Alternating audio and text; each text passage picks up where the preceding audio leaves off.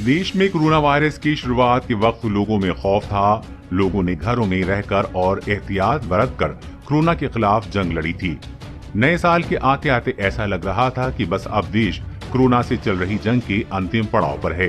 धीरे धीरे वैक्सीन का काम शुरू हुआ। इस साल 2 फरवरी को जब देश में कोरोना के केस 8,635 दर्ज किए गए तो लोगों को उम्मीद जगने लगी थी कि महामारी खत्म होने को है।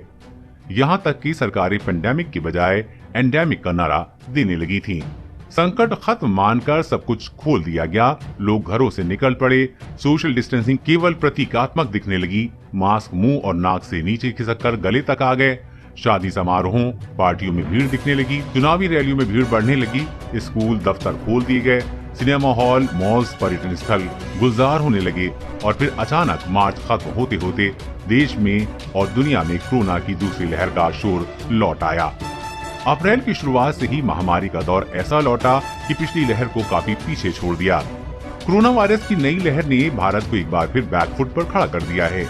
देश के अलग अलग हिस्सों में त्राहिमाम मचा है। इस बीच शुक्रवार को भारत ने अपने नाम एक ऐसा रिकॉर्ड किया जो शायद कोई न करना चाहे। भारत अब दुनिया में कोरोना वायरस से प्रभावित दूसरे सबसे बड़े देश बन गया है। सोमवार के आंकड़े के बाद ब्राजील भी भारत से पीछे छूट गया है। सोमवार को भारत में 1.68 लाख नए कोरोना वायरस के मामले दर्ज किए गए। इसी के साथ देश में कुल कोरोना केस की संख्या 1.35 करोड़ पहुंच गई है, जो दुनिया में नंबर 2 है। भारत ने ब्राजील को पीछे छोड़ा है। ब्राजील में 1.34 करोड़ कोरोना के केस हैं। कोरोना के कुछ केस के मामले में अमेरिका अभी सबसे आगे है। अगर मौतों का आंकड़ा देखें तो इस मामले में भारत दुनिया का चौथा सबसे प्रभावित देश है। भारत में अब तक कोरोना वायरस के कारण 1.70 लाख मौतें हुई हैं, जबकि अमेरिका में सबसे अधिक 5.75 लाख मौतें दर्ज की गई हैं। मौतों के मामले में ब्राजील नंबर 2 पर है, मैक्सिको नंबर 3 और भारत नंबर 4 पर है। ऐसे हालातों के बीच अब लॉकडाउन की चर्चा भी तेज हो गई है। अब खबर है कि सरकार अभी बच्चों की 10वीं और 12वीं की बोर्ड एग्जाम की वजह से लॉकडाउन नहीं लगा रही है। इसकी पुष्टि खुद गुजरात मुख्यमंत्री रूपाणी ने की है। उन्होंने कहा कि बोर्ड एग्जाम के बाद सरकार कुछ लॉकडाउन पर फैसला लेगी, उससे पहले नहीं। उन्होंने कहा कि देखिए, जान भी है जहान भी है। कोरोना के समय पहले जान की चिंता अवश्य होनी चाहिए, लेकिन जहान भी चलना चाहिए। स्कूल में 9वीं कक्षा तक के शिक्षण कार्य को स्थगित कर दिया गया है, लेकिन 10वीं और 12वीं की परीक्षा छात्रों के भविष्य के लिए अहम है।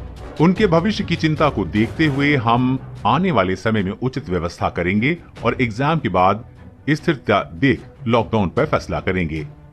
आपको पता ही कि गुजरात के सीएम विजय रूपाणी प्रधानमंत्री मोदी और गृह मंत्री अमित शाह के कितने करीब हैं और सरकार के फैसलों के बारे में हर बात इनको भी पता होती है।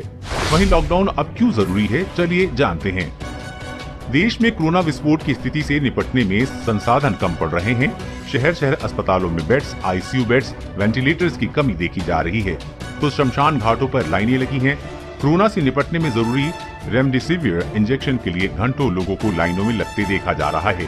आखिर गया हुआ कोरोना संकट कैसे लौट आया? कोरोना की दूसरी लहर इतनी खतरनाक क्यों है और कब तक राहत की उम्मीद है? इन सब सवालों के जवाब आज हर कोई जानना चाहता है। अब इन हालात के बीच आपको क्या लगता है कि देश में लॉकडाउन का ऐलान होना चाहिए या नहीं? नीचे कमेंट बॉक्स में लिखकर बताइए। वीडियो को लाइक और अपने दोस्तों के साथ शेयर करना न भूलें। साथ ही कोरोना वायरस और लॉकडाउन से जुड़ी हर खबर सबसे पहले